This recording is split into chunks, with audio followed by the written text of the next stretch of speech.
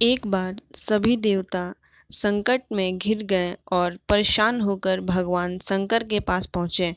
उस समय भगवान शंकर और माता पार्वती अपने दोनों पुत्र कार्तिकेय और गणेश जी के साथ मौजूद थे। देवताओं की समस्या सुनकर शिव ने अपने पुत्रों से कहा कि तुम दोनों में से इनकी समस्याओं का निवारण कौन कर सकता है। ऐसे में दोनों ने एक ही स्वर में खुद को योग्य बताया। भगवान शिव असमंजस में पड़ गए कि किसे यह कार्य सौंपा जाए।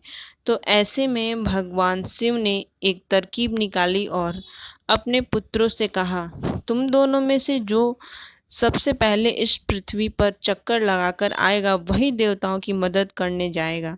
शिव जी की बात सुनते ही कार्तिकेय अपने वाहन मोर पर बैठे और निकल गए, लेकिन गणेश जी सोचने लगे कि मैं मूषक पर बैठकर इतनी जल्दी पृथ्वी की परिक्रमा कैसे कर पाऊंगा।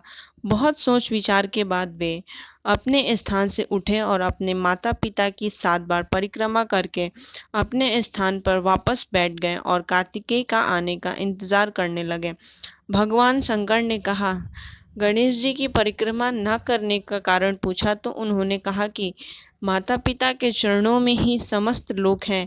उनके इस जवाब से भगवान शंकर भी प्रसन्न हो गए और उन्हें देवताओं की मदद करने का कार्य सौंपा। साथ ही ये भी कहा कि हर चतुर्थी के दिन जो तुम्हारी पूजा और उपासना करेगा उसके सभी कष्टों का निवारण हो जाएगा। कहते हैं कि गणेश चतुर्थी के दिन व्रत कथा पढ़े और सुने और सभी कष्टों का नाश हो जाए। ऐसा कहा जाता है कि भगवान शंकर की कथा सुन के सभी कष्टों का निवारण हो जाता है।